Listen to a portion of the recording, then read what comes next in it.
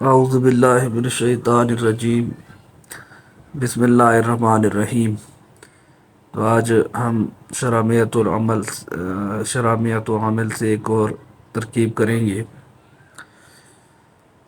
نحو مررت بزید ای التصق مروری بمکان یقرب منہ زید۔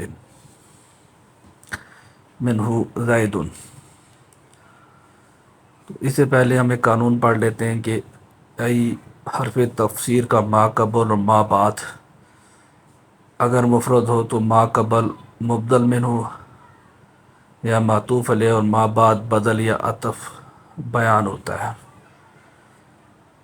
نحو مضاف ہے، مررت بزید یہ مراد اللفظ ہو کر مفرد ہوا۔ ای حرف تفسیر ہے، اس کے بعد والے جملے کو بھی ہم نے التصق مروری بھی مکان یقرب منہ زید اس کو مراد اللفظ ہو کر مفرد کیا۔